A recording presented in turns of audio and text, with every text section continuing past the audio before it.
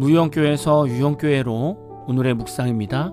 오늘은 사도행전 10장 23절 후반절부터 35절까지 묵상하겠습니다. 성경 말씀을 보겠습니다.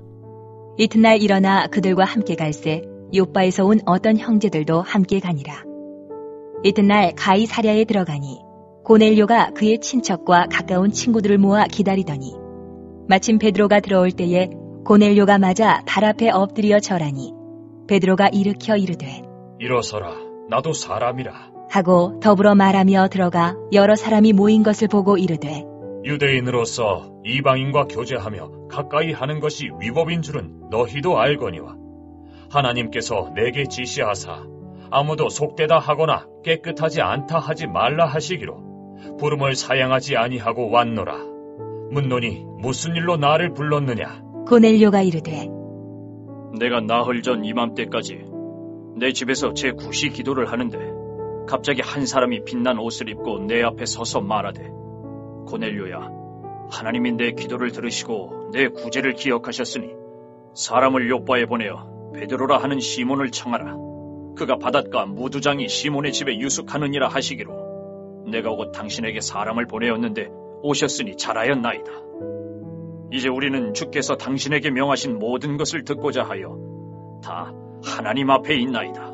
베드로가 입을 열어 말하되 내가 참으로 하나님은 사람의 외모를 보지 아니하시고 각 나라 중 하나님을 경외하며 의를 행하는 사람은 다 받으시는 줄 깨달았도다.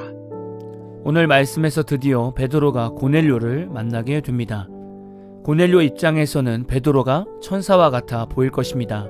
왜냐하면 하나님의 천사가 나타나서 요빠에 있는 베드로를 초청하라고 했으니 고넬료 입장에서 베드로가 얼마나 대단한 사람처럼 보이겠습니까?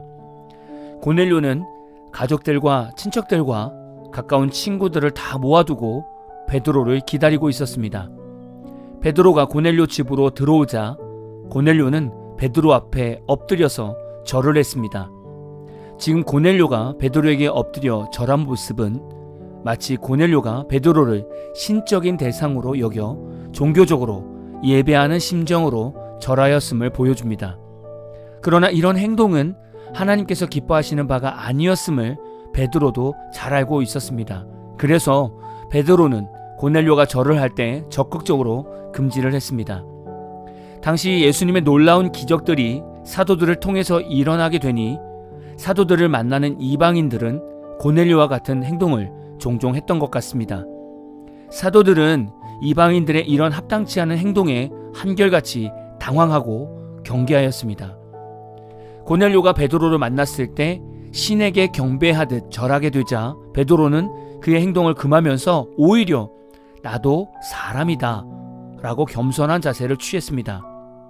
여러분은 베드로의 이 말을 듣고 어떻게 묵상하시겠습니까?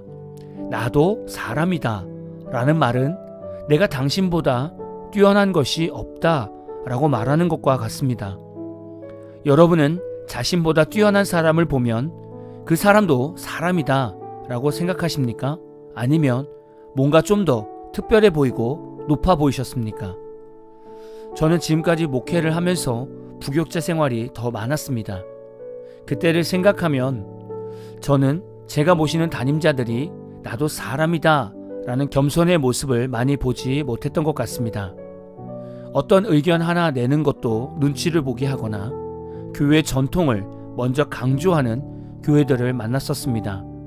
그냥 우리는 하나님 앞에서 아무것도 아니요, 그저 하나님께 쓰임받는 존재인데 마치 담임자가 하나님 위치에 있는 것처럼 보게 되고 모든 것에 네 라고만 해야 하는 부교육자 생활이 기억에 났습니다. 분명 부당한 일들도 있었는데 누구 한 명도 담임자 앞에서 아니요 라고 말하지 못한 것이 기억에 났습니다. 아직도 큰 교회 부교육자들은 고넬료처럼 담임자를 심하게 높이고 있을 것이고 담임자는 베드로처럼 나도 사람이다 라는 겸손의 자세를 취하지 못하고 있을 수 있습니다. 물론 모든 담임자가 다 이런 것은 아닙니다. 대부분 목사님들이 겸손하실 거라 믿습니다. 목회자는 사람을 두려워하는 것이 아니라 하나님을 두려워해야 하는데 우리나라 목회에서는 이런 부분들이 잘 변화가 되지 않는 것 같습니다. 아마도 우리나라는 복음 위에 유교 사상이 더 자리 잡고 있는 것 같습니다.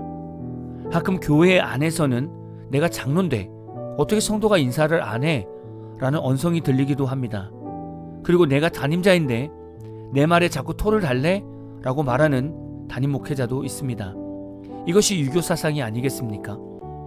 우리는 윗사람 또는 내 생존줄을 잡고 있는 상관 앞에서 마치 신을 대하듯이 무조건적인 순종을 해야 할 때가 참 많은 것 같습니다. 반대로 윗사람 또는 상관들은 아랫사람들이 절대적으로 따라주기를 원하는 것 같습니다. 우리는 하나님 앞에서 다 사람입니다. 누구나 실수할 수 있고 누구나 부족할 수 있는 사람입니다. 때로는 저도 한국 사람이라는 것을 느끼게 됩니다. 아무 생각 없이 살다 보면 자꾸 겸손한 사람이 아니라 유교 사상에 빠진 목회자가 되려고 합니다. 제 말이 다 맞는 것이 아닌데 순간순간 담임자 권위주의에 빠지려고 합니다.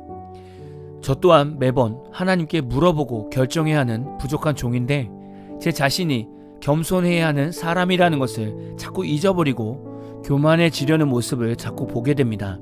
오늘 말씀을 통해서 저도 다시금 제 자신을 보게 되는 것 같습니다. 여러분은 하나님 앞에서 아무것도 아닌 사람이십니까? 베드로의 겸손한 모습을 다시금 묵상하는 저와 여러분이 되셨으면 좋겠고, 특히 유교 사상이 심한 우리나라 사람들은 더더욱 베드로의 자세를 묵상하고 배워야 할 것입니다. 베드로는 고넬료 집으로 가서 자신을 왜 부르게 되었는지를 알게 되자 다시금 하나님을 깨닫게 되었습니다. 그것은 하나님은 사람의 외모를 보지 않으시고 각 나라 중 하나님을 경외하며 의를 행하는 사람은 다 받으시는 하나님임을 깨달았다고 고백합니다. 하나님은 우리의 외모를 보지 않으십니다. 가난해도 학벌이 부족해도 외모가 이쁘지 않고 잘생기지 않아도 하나님을 경외하면 다 받으시고 사용하십니다. 또한 부유해도 학벌이 좋아도 외모가 이쁘고 멋있어도 하나님을 경외하면 또한 다 받으시고 사용하십니다. 하나님께 중요한 것은 하나님을 온전히 경외하고 겸손한 마음으로 나아오고 있는가가 중요합니다. 여러분, 우리 모두는 하나님을 경외하기 위해 창조된 존재입니다. 우리는 하나님 앞에서 높아질 수 없고 그럴 권세도 없습니다. 우리가 하나님 앞에서 할 수 있는 것은 그저 저는 연약한 사람이오니 저를 붙들어 달라고 기도하는 것이 전부입니다. 또한 하나님은 구원을 베푸시는 분이십니다. 지금 여러분이 어떤 어려움 가운데 있으시더라도, 어떤 문제 가운데 있으시더라도 절대 하나님을 놓지 마십시오.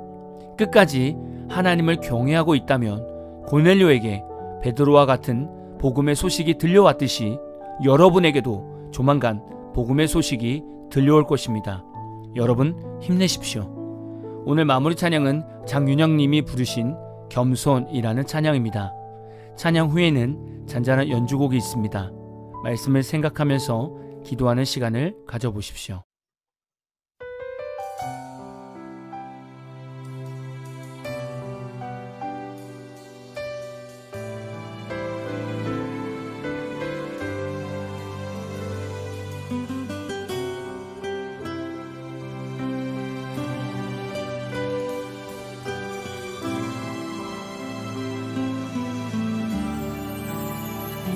슬픔 속에서도 울지 않는 것,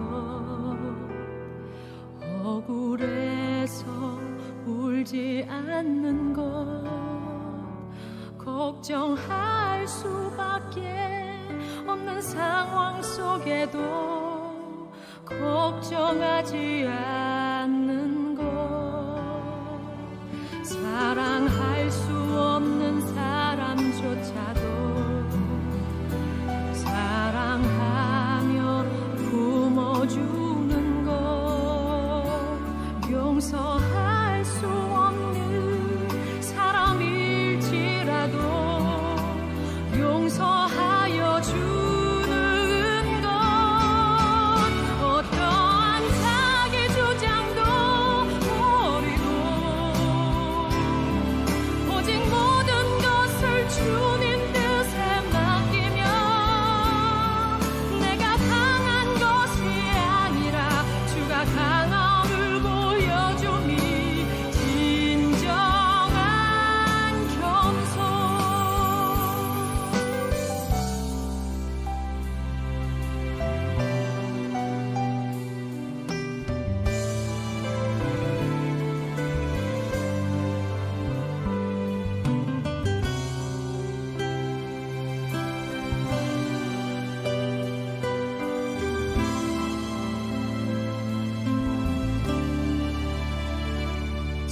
참을 수 없어도 화내지 않고